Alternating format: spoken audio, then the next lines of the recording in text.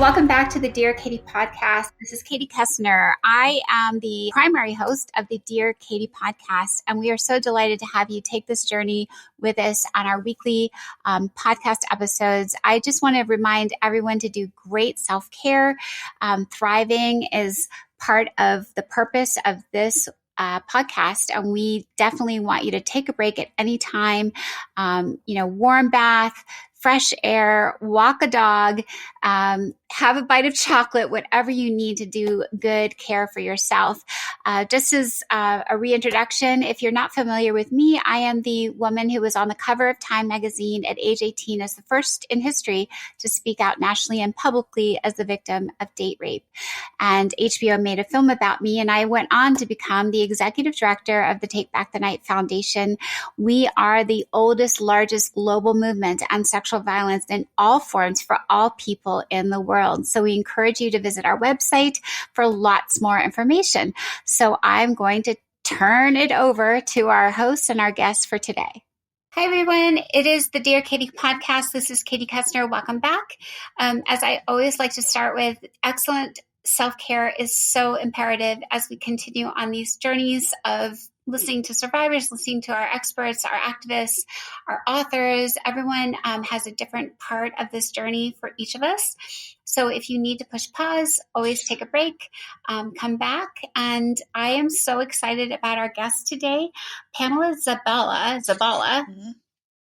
Yes, Pamela has done so much. I can't wait for you all to meet her. So Pamela has over 15 years of experience, probably 20 by now. She's worked to support victims of violence by creating and setting up direct services, as well as to prevent abuse and assault from occurring in the first place. Pamela has developed research on survivors of domestic violence, sexual violence, and human trafficking, working closely with both public and private sectors. She has also worked on the front lines with victims of violence, overseeing court programs and shelter management for leading organizations in both the United States and the UK. Most recently, she served for Hestia as the Prevention for Domestic Abuse Director, where she created successful initiatives to utilize state-of-the-art technology to help victims and to engage corporations as partners in the effort to stop domestic and sexual violence with projects like Bright Sky and Everyone's Business. During that time, she launched prevention campaigns such as Hidden Child and UK Says No More. Currently, Pamela is the Global Executive Director for No More and a board member for Employers Initiative Against Domestic Abuse. My goodness, so many things, so many years, Pamela. So tell us, I guess maybe, where did you grow up? I was born in New York. My father is from Puerto Rico. My mother was from Honduras, and we moved back to Honduras when I was a child. I'm going to say around 6. So I grew up in Honduras. I did all my formative years, university in Honduras, and then moved back to New York as soon as I finished university. So yes, that's a little bit of it's a kind of a very mixed and, back and forth bit of a background, but it really informed, I guess, the professional I became.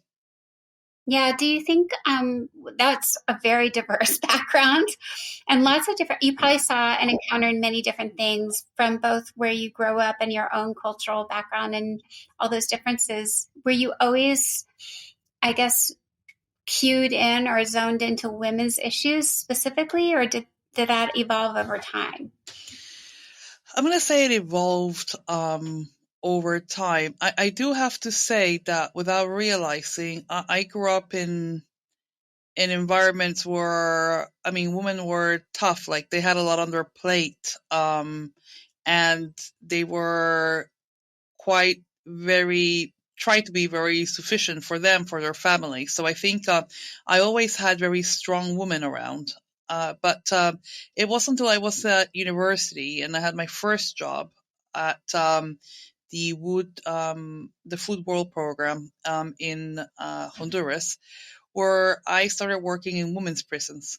And I realized that a lot of the women that were there had a history of violence background. Either they had been sexually assaulted, they were there because of domestic violence. Like there had been something that had, caused them to be there.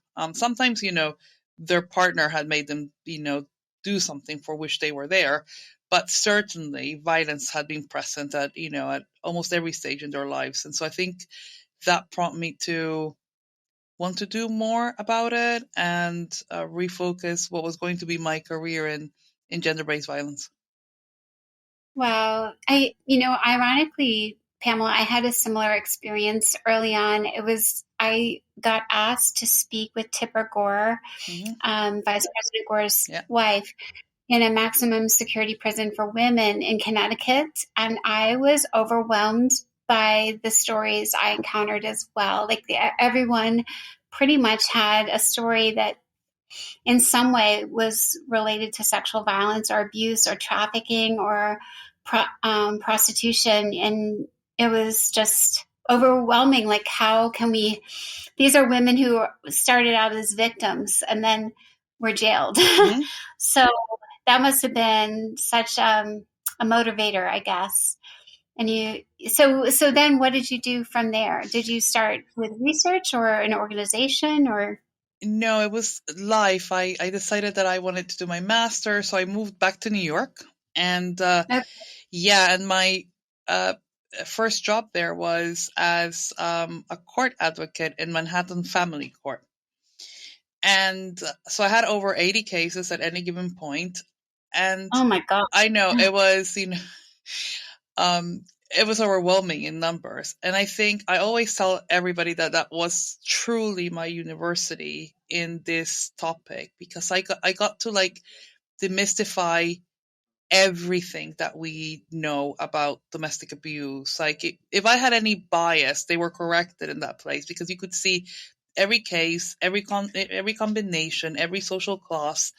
I mean, everything played out at court. So it was, I did there 2 years, and they were intense, I have to say. And I was really young too. I was 21. And it was, yeah, it was a baptism by fire for sure. I can imagine. Mm. And when you say it blew through your biases or stereotypes, were you also seeing cases that, I would say we have these stereotypes that rich people don't get affected, or I don't know what you were alluding to, but was it about race or class or anything, or just every walk of life? All of it. So, for example, I would see things, and you have to kind of, see where I was at that point, right? I was 21 and just out of college. So you're like fresh with all of these, biases that your life hasn't had a experience to challenge. But for example, yes, issues around money. So, very rich people. For example, I remember seeing this Mexican supermodel with a uh, Wall Street, finance person, and she was, she was stunning. But he had so much control over her finances that when she came to my office for the first time, I had to give her KFC vouchers because she and her Oh, child hadn't had any food. And wow. so it was like how harsh or cruel when things like, money or economic abuse are being endured. I saw people from, I had lived in Central America. I hadn't had, and, any experiences with issues, for example, as child abduction. So I remember having this case of this woman from El Salvador who married this man from Pakistan, and he fled with a child, right? And obviously in Pakistan, you know, uh, children are their fathers. And so it was hard for us to try to do anything on that case. So I think things like religion, race, money, and all the things that we can think that we might say, oh, it happens more to this class or to this race or anything like that. And the other thing I could see is how global the issue was. So people Mm, from every country of the world, were there because it was Manhattan Family Court. So I think I'm really grateful for the experience because I moved along my career without all of that. Nothing, I would always learn new things, but nothing would surprise me completely because I knew there was a possibility for everything. Yeah, I understand. I kind of resonate a lot with you, although most of my work was in the United States, but I would travel from rural Montana to urban Jacksonville, and stories are replete and always different, but always powerful and never ending. Mm. Maybe that brings me to, well, tell me then how you started doing some of the work with various organizations in this specific field of sexual violence. Yes, it's an interesting one. And I have to say that even though I saw a lot of differences, one of the things that was really shocking was how similar the patterns of abuse were. And so I think there was like, how different all of these combinations are, but at the same time, a lot of the experiences are very, very similar.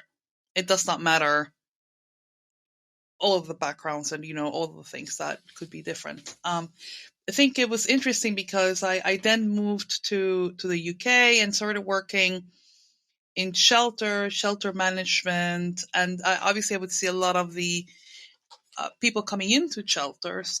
Sexual violence was very present. I think we forget when we talk about domestic abuse and domestic violence how present, 90% of sexual assault happens with somebody that you already know, very commonly being an intimate partner. So you see that in shelters a lot because obviously the cases that are coming there tend to be very high risk.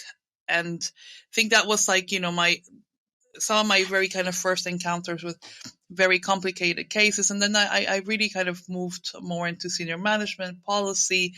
And then I hit the communication, started working with human trafficking victims, setting up services first for human trafficking and then doing research around it and doing much more of the comms. And obviously with human trafficking, the kind of sexual violence component of it was very key. So I think that's where it really started. It really started to show, but then doing communications and coming to first, I found the UK system more, so a No More chapter in the United Kingdom. Then got really involved with a global organization, and then became their CEO. So the work that No More does is focused on domestic and sexual violence also. Hi, this is Katie Koestner, and I wanted to remind all of our listeners about the free National Sexual Assault Legal Hotline. We at Take Back the Night have assembled an incredible team of attorneys, trauma-informed, who truly believe survivors and want to support their journeys in healing and finding justice. The Get Justice Hotline is 567-SHATTER, or feel free to fill out a form on the Take Back the Night website, share your story, let the attorneys know what's going on, and they will get back to you as soon as possible with all of your legal options. That is a service we are delighted to provide through Take Back the Night. So actually, I want to back up, Pamela, on one thing. Let's talk about, since you're so better steeped in, we haven't done a lot of this. I'll even preface it with, we haven't talked a lot about differences in laws and policies globally outside the US, although we've had a few survivors on the podcast from Australia and some European countries who, not as experts, but as what their experience was in their respective countries. I think it'd be interesting to talk a little bit more about what the differences are, at least between the UK and the US, and what you're finding, because, and I'll start with that difference. The UK has something called Reclaim the Night, yes, which is the sister organization of Take Back the Night. So we, have partnered with them, and the vibe and like the style is very similar. We're both, I think the US and the UK versions are spirited and feisty and explosive with our energy and demonstrative with signs and marches. Oftentimes, at least, I don't know if it's going on the same way as, in the 90s, the 80s, 90s, and O's. But that's an activist organization. So law and policy differences, what do they feel like in the UK versus the US? I have an interesting story to tell you Okay, around reclaiming that. I think you'll enjoy this. I will. I have a 15-year-old daughter who I took to a Reclaim the Night march when she was 8. And, part of the theory was you have to start them young. You have to make them an activist. And so I went to the main one in London, and there's I should kind of send you this. There's some of the most beautiful pictures around her with signs, but she did come along at some point in the march, and she came and she said, "Mom, what is rape?" And Oh, and you know what? perfect. I had to have a conversation with her, at that age, and that was very age appropriate, but it saw her seeing a lot of. I remember her preparing some of the signs that she was carrying, and I think it was a conversation opener. Certainly, for anybody who struggles sometimes to find ways to talk to their children about issues like this. And she enjoyed it. She still remembers it. So yes, it's I think wherever you can get young people involved and at least to understand these issues is really, really important. So for our I think, family, no, wait. I love that you told me that because that's what I did with my boys. I took them to hear me at the Air Force Academy in front of like 5,000 people when I think they were 9. mm, But you got a much better reaction out of your daughter. My one son said, they're twins. He said, "Mom, you were a little bit funnier than the woman who spoke before you." And Pamela, my opening speaker, she was the Secretary of the U.S. Air Force, the United States Air Force Secretary. So I got more laughs. The only thing they noticed was I got more laughs. But I like that we both start young, and I hope that our listeners will also like be empowered that it's not too young. Like no, things are going to get in front of them. they are, and they are at a younger age than that certainly our generations did. So it's important to have those conversations. So, going back to your question, around it's an interesting thing. There, countries like the UK and some of the European countries, and I guess it's partially because they're smaller. They can quickly kind of activate it in a way. I'm going to say stronger groups, or what seems like stronger groups. I think in the States we suffer of the challenge of having a state divided system, which means that a lot of people just do things within their state, and there is not a lot of kind of cross sharing. Certainly at a national level. And so I think that makes it a bit more challenging for the movement. In terms of challenges with sexual violence, again, Europe and the US unfortunately don't have, better stats from each other. The incidence is very similar, and the results in court are also unfortunately very similar, right? So we're having the same case with very low prosecutions. Here in the UK, getting a case, through CPS, through the Crown Prosecution Service, is very, very difficult, and most likely people are found not guilty, or just the process dies. It's also very hard to get the appropriate evidence that you need, and I think one of the factors that I'm gonna say were the U.S. As a lot of people could be a critic of the system, but something like Title IX doesn't exist in the UK.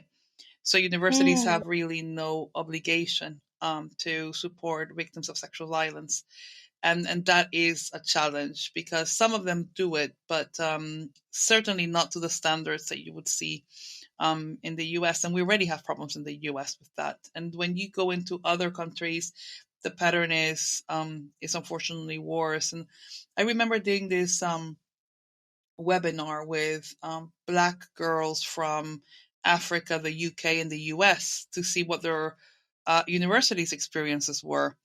And I, I, I, I don't remember ever having broken down on a webinar or a podcast, and I broke down in that one. It was hard. Mm. It was hard because they were similar stories. It was hard because they felt they had nowhere to go to. So there is a lot of work to be done. Obviously, I would say certainly in the global north, with the issues on sexual violence. So it's yeah, it is quite complicated, but I agree with you that you might get more feisty organizations, for example, in Holland, Spain, the UK, compared to what it feels sometimes in the US. Yeah, I agree. Our, recently, here's a different question. We worked with Antigua just over the 16 days to end sexual violence, Pamela, this December. And Antigua is a Mm-hmm. British legacy, right? Mm-hmm. So I'm curious, have you explored or done much work with some of the British, I'll say, colonies and legacy countries? I'm not putting any pressure on you, but I'm just curious, like where you are to teach our listeners, like what's going on globally if they want to get involved with different nooks and crannies around the globe. Thank you for that question. Very pertinent. No More is the main partner for the Commonwealth, and the Commonwealth of Nations um, is the all the ex-British colonies that come together, and they have this international organization like the OAS for the Americas, um, and so we're their main gender-based violence partner, and we have this campaign called Commonwealth Says No More that works with governments, and so governments are activating at a national level No More campaigns. And so we work with them and depend. So that has had me in places like Seychelles, Lesotho, Mm. Belize, Trinidad, India, talking and doing this kind of work. So I think one of the things the Commonwealth is doing, and I think it's very important for anybody who's hearing us, and if they have any kind of influence, is leadership. We need to get our leaders to speak more about these topics. And so you will see some of the Caribbean islands where they're fantastic. There's some, I think Bahamas, for example, has like a very outspoken leader on this issue. And I think because government does have a role to play, um, it is important that there's a strong leader who wants to do something about gender-based violence, and that actually activates a government to do something. So, for example, the States, I think the States was country number 83 to have a national strategy gender-based violence. So very late on the game, but actually it's been the strategy that has been the most the national strategy in the US, National Action Plan, that has been the most consulted in history, because at some point all government departments in the US wanted to have an input. So, but it started obviously in a government where gender-based violence had been a a concern of a leadership for many many years under President Biden. So wherever you find places where leadership can actually make a difference, then that you will see change or you'll see some progress. And for the Commonwealth, under the Secretary General that has been there, and is finishing her term in March next year, you could see progress on the discussion of gender-based violence in Commonwealth countries. So it's exciting to see. Yeah, it is. I think you're giving me hope about activism. I guess maybe some of our listeners who want to get involved. I know we talked about leadership. It's not likely anyone will become an immediate new president of a country, Sure. but what would you say are pathways? I mean, you had such a great history of involvement, and I would say in person, on the ground, real life, world experience, learning about the issue from the survivors themselves. And that sounds to me, Pamela, like it also fueled me. Like I was a survivor first, but then I went out and found as many as possible, like not intentionally, but I just would say, are you, here's my story. Do you have one too? Mm. And so what would you encourage our listeners who want to get more involved to do? Like What ways are you seeing? Hi, everybody. It's Katie Koestner. Just a quick interruption. We want you to know that there is an entire shop full of cool merch on the Take Back the Night website to support your own healing journey, that of someone you care about. There are t-shirts, there's bracelets, there's glow-in-the-dark stuff. There's all kinds of unique special edition from our artist series as well. So please take a look. If it's a holiday or a special occasion or just a gift to yourself, support Take Back the Night through your purchase. I know at Take Back the Night, they can go find our volunteers. They can apply, they can join a team. We're all 100% like unpaid, and we just do stuff. Like we figure out how to accomplish things from various locations, even globally. But tell me what your thoughts are about like our listeners who are like, what else can I do?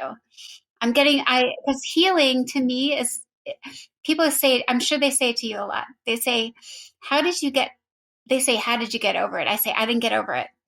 I found a way through it. I found a way with it. I found a way to do it.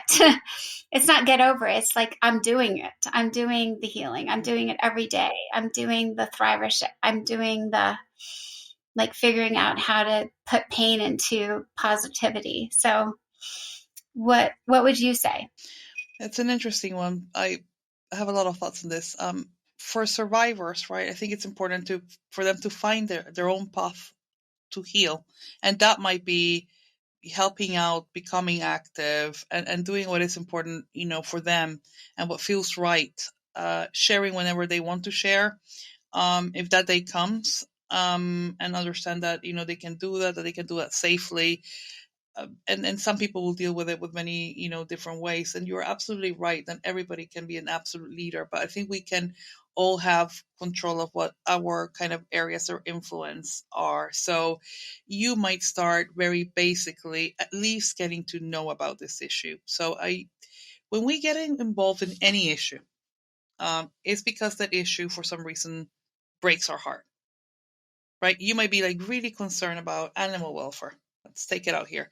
But because that resonates with you, right? I think we all have to find that little bit that breaks our heart and we want to do something for it. For survivors, it's an easy pathway, right? Because this is something that they are dealing with and that, they know the impact that it has. But for people who are not survivors and are still hearing the stories and, that you hear other survivors and you freeze and you just can only imagine, it means that this issue speaks to you. And so what can you do?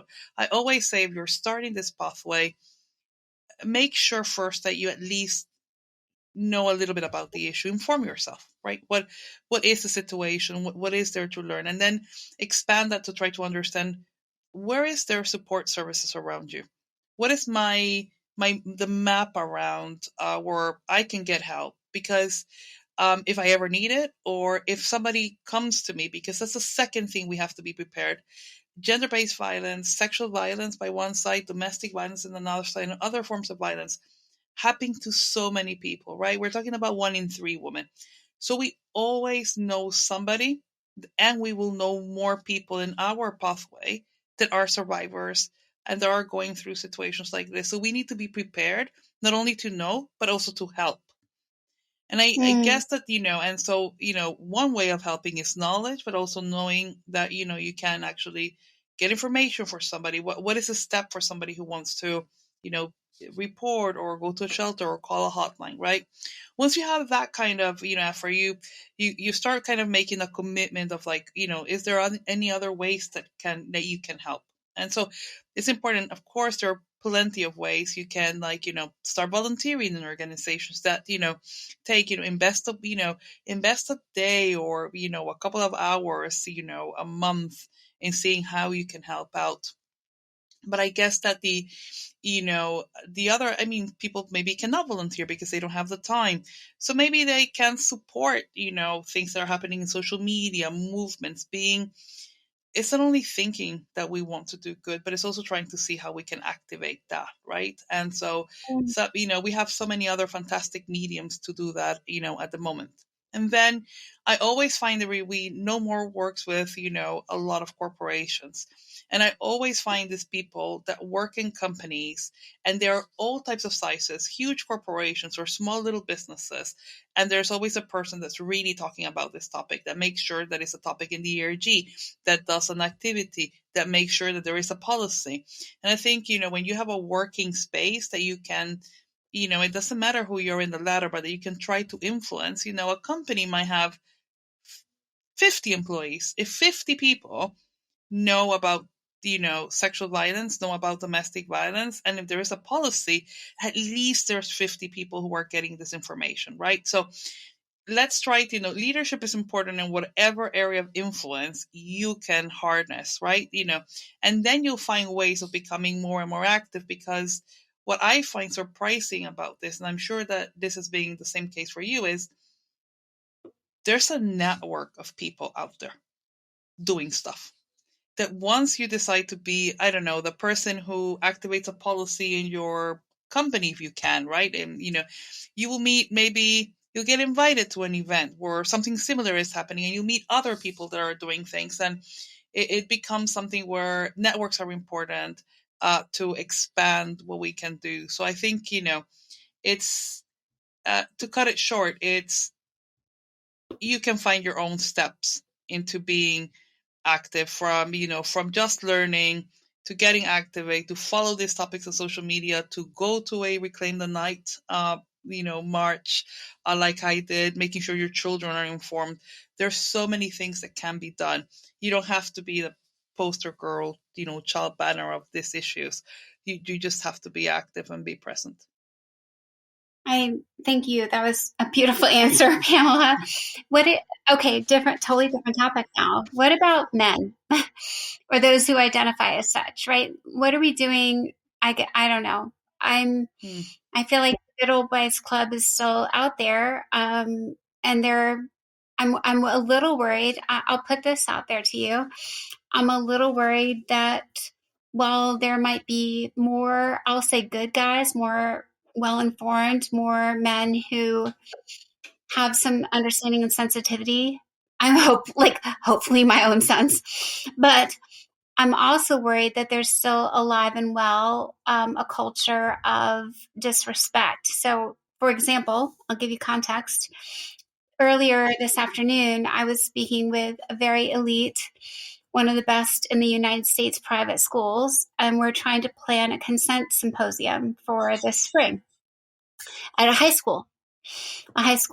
And the three girls who are working with me and their advisor to plan it said that it is a current status quo where boys will talk, and she used all kinds of crass words, like talk about girls and very objectified, like, and here's exactly kind of even more nuanced. There's almost a culture at these elite schools, or this one in particular that they were describing, of there's male dominated organizations and clubs at the high school level, prestigious private schools. For example, maybe student government or Model UN, like these are clubs and orgs, right? Mm-hmm. And they're heavily dominated by boys still. And there's a culture of the bro with the hoe, like the bros stick together, and then they have a hoe on their arm. Like they all need a pretty eye candy still, like it's part of their show up at these conferences, and then some girl might meet them on the Saturday night at their Model UN to go out and be on their arm, like almost like, I hate to say it, it sounds like a CEO with his girl who's 30 years younger that he paid for that night or whatever, the fancy word. But I'm worried it's still going on. So I don't know. I hear all the stories, Pamela. If you can't tell, my daily living experience is, tell me stuff. And I'm grateful that I know it, but it feels sometimes like completely, it's like you and I, when we were both in that prison, like that I only spent one day, you spent 2 years. I think you said 2 years, maybe 1 year. I think you said 2, but it feels daunting and overwhelming sometimes. And yet I can't believe this patriarchy thing of women as adornments is still alive and well, and we are still marginalized. And yet I harken back to what I heard you, and I loved it at the beginning. You're like, I grew up around a lot of powerful kick-ass women. You didn't use kick-ass. That was me. They were but you kind of, yeah, yeah, I think what's crazy is like, where's the tipping point, right? Where's the tipping point on this patriarchy stuff, right? I don't know. And we say we need more women in power. Is it really? I'm not sure all the women I know who are powerful are on our side. They're not on our side. There's some really powerful women who could not care less about women's issues. I'm being really blunt. Like, I'm not sure, but you're an amazing leader and been at this a while. So I'm picking your brain, Pamela. I'm just like, whatever you want to say. I'm just open to ideas. Like, this is a conversation. I will start with the second side of your question, then I'm going to come back to okay. And which is kind of the issue. Is the kind of the issue around hope, right? Okay. Because hope on what we do, and because I've seen so many brilliant women in a way retired now, and I feel like, oh my God, like, you know, and myself, like, I'm doing career, and am I ever gonna see change? And when I think like that, when it gets to that, I like to like imagine when I kind of grew up. So I grew up in the 90s, late 90s. I don't want anybody to, start counting out my age. But and to be fair, I grew up in a world where, for example, shelters already existed. When I came to London, my first job here was managing the first ever shelter in the world. And I had the chance of always meeting survivors who had been in that shelter in 1972 when it opened. And I mean, there were 100 families in what, when I managed it, was a 7-bedroom house. And so they had like nowhere to go. So from 1972 to now, we have a little bit over now 50 years. And there has been change. So it is to be expected that all of this beautiful work that you're doing, Katie, and the work that I do will also have like another impact where we're going to see people coming into, the world, not in the same situation than when we started going out and dating. I know it feels like that when you have had a day and you hear people, but when you look at it in the bigger spectrum, there is much more conversation. We can talk about this. I even say that when we're talking about domestic violence and even topics like consent, being 15 years ago, a high school wouldn't be talking to you about consent. Yeah, you're right. It's the truth. Well, wait. No, they would have, because I was there. Yeah. I brought consent. I was like the lone one. I was going there, but I would cloak the word choices and my own story in a palatable way. And that's, okay. I'm saying okay. My point is, it's becoming, we're having many more conversations, becoming more mainstream. Yeah. Than when I certainly, when I was kind of starting to go out, and I, that's why cases like yours were fantastic to hear, because it was the first time that people were, exploding and talking about this thing in the way that it should. So I am hopeful about the kind of overall lengths and progresses, but certainly, we know that it's not a lifetime thing. We have to give a legacy to a next generation and so forth. And I think part of that legacy, coming to your first question, has to be that we need to move this whole movement, not using a punt, into being very inclusive of the role that men have in it.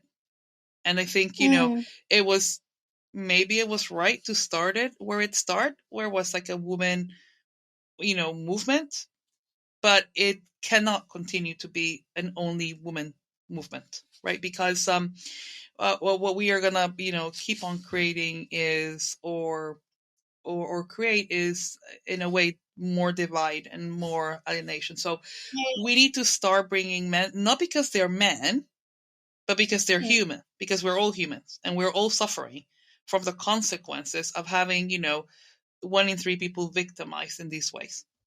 And, and men are affected because they are sons afterwards. They are, we have generational trauma with people who are, survivors of domestic and sexual violence. They have to be part of the conversation. They have to be part of the solution. And so I think that is very, very important, right? We should, we don't need them because they're men. We need them because they're people. Yeah, we kind of need them for both. Yeah, but yeah, but my point is, I think there was a very big discussion before of like, are we just giving, like, do we need men because of the power they have over us? And it's the answer to that is no. We need them to be part. This is it's not only an issue that we can solve. And I think it is very important, therefore, to get many, many more positive role models, male and female, out there speaking and talking about this. And so we need those coaches and those teams to, we need people to seem more balanced and more knowledgeable and so forth. Hi, everyone. Thank you so much for continuing to take the journey on the Dear Survivor podcast. A quick note, we are 100% volunteer at the podcast and at Take Back the Night. Your donations, your generosity helps us do what we do on such a shoestring budget. And we would be so grateful if this show is helping you through your journey and you are passing it along to others you care about. Please visit the Take Back the Night website and donate and support our cause and our mission to end sexual violence and support survivors. Thank you. I think that's one side of the equation. I think the other part is, at the moment, we, and I'm going to say we, this sector, I feel at least personally, like we're losing a communications battle about saying and making young people, especially young men, aware of why they shouldn't grow up in a place like that, where they, treat, people or women or girls like commodities or prices. And so the conversation has to be much more open of what is also affecting them. And I think, I've trained young boys, for example, and they have a lot to tell. I remember we always used to do this exercise with young boys, which was about making them make a list of ways, how to name sex, or making love, or whatever. And it always strikes them after they have this huge list that 95% of the words that they've used are violent. And it always surprised me as a trainer how always a group will come with a word that I had never heard. Right? So, right, they and so I always remember this boy who came to me after a training, and he said to me, Pamela, I call my girlfriend Spice. I never call her by her name. I just call her Spice. Is that wrong? And so he had a moment of self-reflection after everything he had heard of language and, everything. And I said to him, what do you think? Yes, that is, that sounds like an object. Like, she's not a person. She's just Spice. Right. And so, I think it's important to talk to our young people. I think we need to make much more efforts in our education system. It's not only about like sex ed. Sex ed is really, really important, and we should be, I heavily promote it. But it's also talking about relationships, about, opening classes that really get people to know where they come from, who are they emotionally, how are they evolving, getting to know themselves a little bit better, mixed with all the knowledge, and how do they like to be treated and how not to treat. So I think that's there is much more work, and I think our education system just need to make an emphasis to it's not only issues around sexual, also mental health, right? So we need to spend much more time in things that will affect our life performance, not only our knowledge base. And I'm trust me, I'm one of those difficult moms that'll have my kids studying, but I think there is a lot of growth to be done in especially around areas of mental health and sexual violence. Yeah, I agree. And I don't know. It's I'm just reflecting on everything you've said, Pamela. And again, it starts to get overwhelming. I'm much better at doing one day at a time, like one group at a time, one audience at a time. Ask them to try some more stuff on, but I know that there's a place for all of us, and I hope that we continue to improve. And I appreciate. I think the conversations are different, and I think that men as people need to be involved and we need to hear them. And the quandary I always have is, do we praise them for being good men? Because we don't get praised for being good women. You know what I mean? I know. I think there is something with men, which is, I am no expert. So, bear with me on this one. But I think, we as women have redefined our roles probably a good 3 times, I would say, in the last 120 years. And men keep on being the same. Oh, that's so perfect. They wear the same darn clothes. Yeah. They see themselves they see themselves as, providers, protectors, like they're, and many men are getting much more in touch with their feminine side. They want to be good parents. They're not going to the bar after work. Right? They're coming home to children and doing stuff like that. But it seems like the world still wants to kind of hold that image. I think there's a proper male revolution to be had in which they redefine, where they want to be. Not a negative male revolution. I'm not, I hopefully we're not inciting one that takes us back to the dark ages. I'm talking one where, men who, want to be more involved with their children, bigger paternity leave, like, what does it mean to be a man? But I believe that this year, for example, in a survey done for singles in America, physical appearance was not the most important characteristic that a man would see in a woman. I think it's the first time in history. I think I think their ability to provide has become is topping the list now. So it's an interesting one. Well, I love that idea, Pam. I'm just worried that right below that is also cook, clean, and make some children.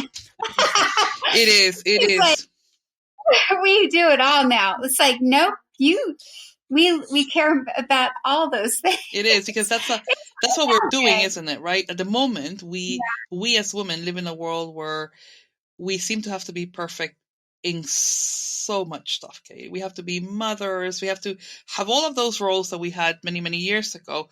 But we also have to, earn and be amazing at everything. And so I think it's I'm not surprised when you hear women that say, I now just want to find, I just want to find somebody that takes care of me now. Oh, right. That's a big joke right now in the U.S., Pamela. There's like a whole thing. I want 6'2", tall, dark, and handsome, and it's a whole TikTok. Like that's and there. I don't know. It's funny, but it's funny, but it's exactly, it's funny, but it's not, right? Like, it's funny, but there's it's one of those funny jokes that might have a little bit of truth in it. Like, why not? It is hard to be a successful, woman with children and, a whole keep to keep. And so yes, I think there is a little bit about redefining where men see themselves, because their roles seem to be still, as from my point of view, pretty much as they always were. Well, I hope that women will make it a little harder on men. Meaning, like, understand it's just an evolution. But my goodness, I feel like you're doing all the great things, Pamela, for sure. And you're doing it on multi continents. So thank you for not giving up, and you still exude hope and confidence and like foreseeable change as the goal. Like, I think that's giving our listeners hope as well, because you are incredible with the work you've done. So thank you. Thank you for everything. Thank you so much for yeah. Go, you go. No, thank you so much for, for you, for your fight, for your legacy on this work, for, I think it's an interesting thing when you do prevention work and speaking work, like, for example, you do, where, you you're putting all of those good vibes there, Katie. You have no idea how many lives you have touched. From me having my conversation with my 9-year-old, in one of those marches, and having to, like, explain her things, and being very open, and you never know, that information might save her of finding herself in a situation that, if a world where those marches didn't exist, maybe I would have never had that conversation. Yeah, 100%, Pamela. That's what I tell myself every day. I'm like, I think one of the best things I'll tell our listeners and you is when I feel like it's a very fortunate, unusual experience to get an hour, 60 minutes out of, say, 500 people's lives in one room where they're required to be there. And I always start out with my mindset like, there's victims, there's rapists, there's everybody in the room right now. They're all here. They're all here, and I don't know what they're bringing, but I get one whole hour to, like, think and impart some new mindset, right? So I'm really grateful. I'm also grateful for all you do, because you're doing the big think work, and I loved hearing today about how you started out, like, literally on the ground with learning directly from those who've been affected.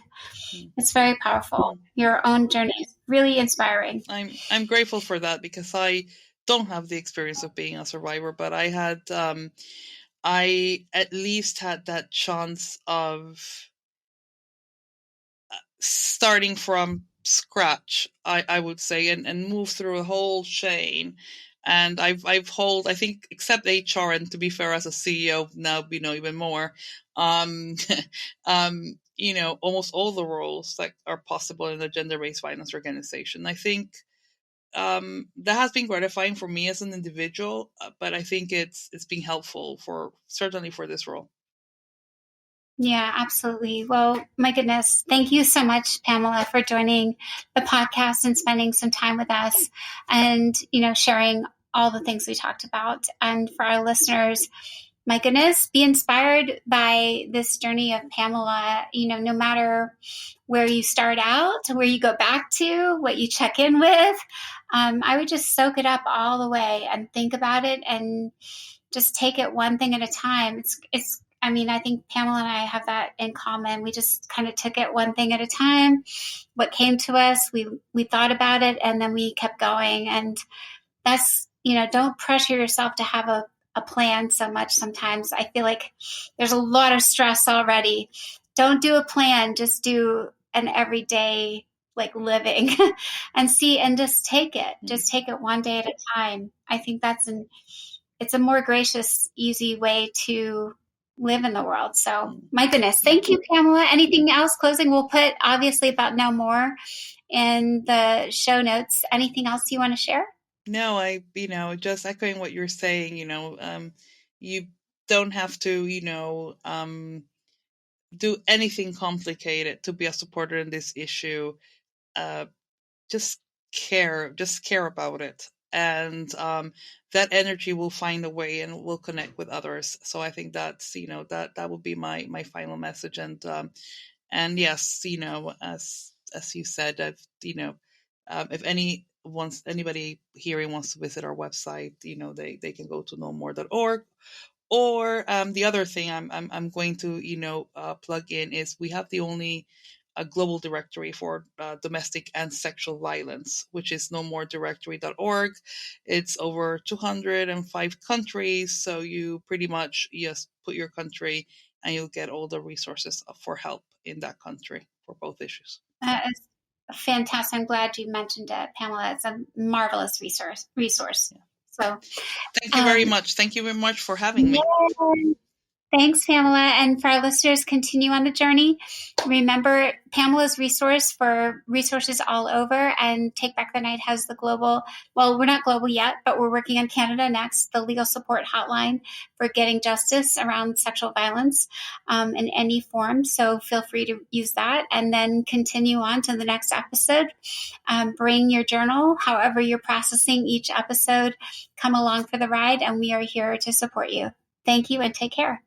Thank you again, everybody, for joining another episode of the Dear Katie podcast. I hope very much you found today's episode helpful, empowering, and a way to take another step in that long journey toward healing and supporting those we care about, learning about sexual violence prevention, and also survivor support.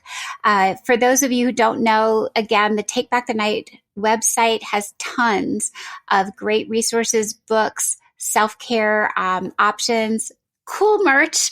If you're feeling like you need a wearable, we have great t-shirts.